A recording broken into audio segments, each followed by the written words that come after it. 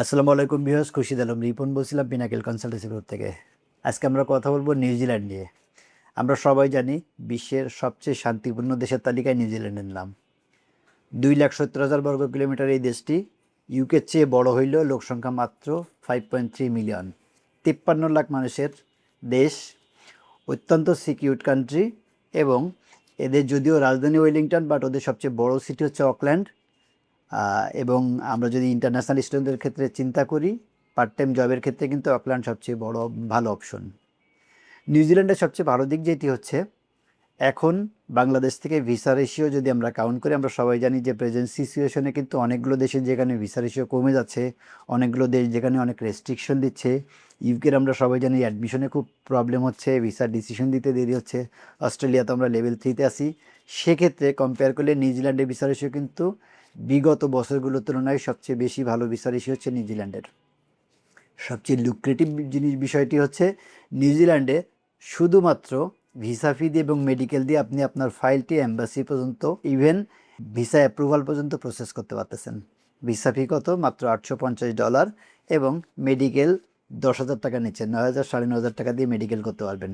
New Zealand যদি pinnacle থেকে process করেন, তাহলে অফার লেটার জন্য কোনো পে করতে হবে না, ইভেন আফটার ভিসা কোনো সার্ভিস চার্জ দিতে হবে না। সুতরাং নিউজিল্যান্ডের ভিসা রেশিও ভালো। এবং নিউজিল্যান্ডে কিন্তু স্টাডি গ্যাপটি আমরা জানি, সব দেশে কিন্তু স্টাডি গ্যাপ খুব বেশি প্রবলেম করে। বেশি স্টাডি গ্যাপ হলে অ্যাডমিশন নেয় না, ভিসার ক্ষেত্রে তো নেগেটিভ মার্কিং আসেই।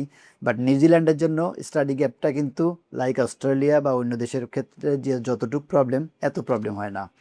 সুতরাং নিউজিল্যান্ডের আরও কিছু ভালো দিকে আমি আপনাদের সাথে বলি। যেমন নিউজিল্যান্ডে আমরা সবাই জানি, সারা বিশ্বে যখন স্টুডেন্ট যায়, ইন্টারন্যাশনাল স্টুডেন্টদের পার্ট টাইম ওয়ার্ক সেটি কিন্তু উইকলি 20 আওয়ার্স, ইভেন কোনো কোনো দেশে কিন্তু আরও কম থাকে, যেমন নেদারল্যান্ডে আছে 16 ঘন্টা। কিন্তু নিউজিল্যান্ডের ক্ষেত্রে কিন্তু 25 ঘন্টা পর্যন্ত জব করতে পারবেন। এবং পোস্ট স্টাডি ওয়ার্ক সেটি অনেক দেশে থাকে 1 বছর, অনেক দেশে থাকে 2 বছর। নিউজিল্যান্ডে কিন্তু এটা 3 ইয়ার্স পিএসডব্লিউ পাওয়া যায়। এবং যদি পিআরের দিক থেকে আমরা চিন্তা করি, নিউজিল্যান্ডের পিআরটা কম্পারেটিভলি অন্য দেশের চেয়ে খুব সহজে পাওয়া যায়। সবচেয়ে বড় সুবিধা সেটা হচ্ছে, সবাই চায় যে টিউশন ফি পাঠাবো, কোনো কারণে যদি ভিসা না হয় তাহলে টিউশন ফিটি রিফান্ড আসে। বাট রিফান্ড আসলে কিন্তু বাইং সেলিংয়ের কারণে এবং স্টুডেন্ট প্রোফাইল চার্জের কারণে অনেকগুলো টাকা, কোনো কোনো ক্ষেত্রে কিন্তু অ্যাপ্রক্স 1 লাখ টাকার মতো নষ্ট হয়ে যায়। যেহেতু নিউজিল্যান্ডে টিউশন ফি কখন পাঠাবেন? এম্বাসি সাবমিশনের পরে, যখন এম্বাসি থেকে আপনার এআইপি আসবে, that means approval in principal, that means visa confirmation আসবে, তখন কিন্তু আপনাকে টিউশন ফি পাঠাইতে হবে। এটা কিন্তু গার্জিয়ানকে কনভিন্স করতে, অথবা স্টুডেন্ট যারা অ্যাপ্লাই করেন তাদের গার্জিয়ানদের জন্য এটা একটা স্বস্তির দিক যে বড় যে অ্যামাউন্ট, সবচেয়ে বড় যে ফিগারটি আমরা যেটা চিন্তা করি, সেটি কিন্তু ভিসা কনফার্মেশনের পরে পাঠাতে পারতেছি।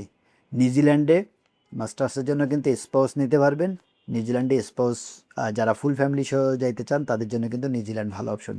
নিউজিল্যান্ডে আইএসএ নর্মালি 6.5 লাগে, নো ব্যান লেস দ্যান 6। কিন্তু যদি আপনার আইএলটিএস স্কোর 5.5 পর্যন্ত থাকে, আপনার জন্য পিনাকেলে কিন্তু অপশন আছে। ডিপ্লোমা সহ বিভিন্ন কোর্স আছে, যেগুলো তো ফিজিক্যালি আসলে আমরা আপনাদের দেখাতে পারবো। সুতরাং যদি এরকম থাকে 5.5, নো ব্যান লেস দ্যান 5 থাকে, still you can apply for New Zealand. আমি মনে করি বাংলাদেশ থেকে যারা উচ্চ শিক্ষার জন্য ভালো একটা কান্ট্রিতে যাইতে চান, নিউজিল্যান্ড ডেফিনেটলি আপনাদের জন্য খুব ভালো একটি অপশন। আমরা পিনাকেল কনসালটেন্সি গ্রুপ, জুনের 1 তারিখে আমাদের 24 বছর পূর্তি হবে। 24 বছর কিন্তু অল্প সময় না, অনেক লম্বা সময় ধরে আমরা কনসালটেন্সি লাইনে আছি। এবং সাকসেসফুলি যে দেশগুলো প্রসেস করছি, এই দেশগুলোতে আমরা টোটাল প্রসেস তো অ্যাকুরেট হবেই, পাশাপাশি আফটার ভিসা সার্ভিস নতুন একটা স্টুডেন্ট যখন কোনো দেশে যায়, তার এয়ারপোর্ট পিক আপ, তার অ্যাকোমোডেশন সাপোর্ট, ইভেন কোনো কোনো ক্ষেত্রে পার্ট টাইম জবটা খুব গুরুত্বপূর্ণ হয়ে ওঠে। সো পিনাকেল যেহেতু অনেক বছর ধরে পাঠায় এবং সব দেশে আমাদের স্টুডেন্ট আছে, আমাদের পুরনো স্টুডেন্টদের মাধ্যমে আমাদের একটা উই হ্যাভ এ সার্কেল, যারা নতুন যায় তাদের পুরনো স্টুডেন্ট সাপোর্ট দেয়, যখন এরা আবার পুরনো হয় তখন নতুন স্টুডেন্টের সাপোর্ট দেয়। সুতরাং পিনাকেল থেকে গেলে আপনার ওই দেশে কেউ আছে কি না আছে চিন্তা করার দরকার নেই।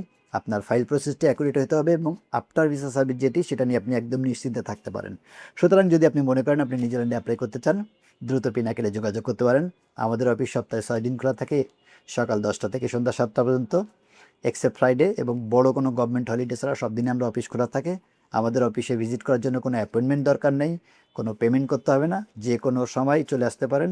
আসার আগে যদি আপনার মনে হয় যে কিছু ইনফরমেশন, বেসিক ইনফরমেশন জেনে আসা দরকার, তাহলে আমাদের যে সোশ্যাল মিডিয়া যেগুলো আছে, ফেসবুক, ইনস্টাগ্রাম, লিঙ্কডইন, ইউটিউব, সবগুলো চ্যানেলে উই হ্যাভ ডেডিকেটেড টিম যারা 24 ঘন্টা আপনাদের প্রশ্নের অ্যান্সার দেওয়ার জন্য বসে আছে।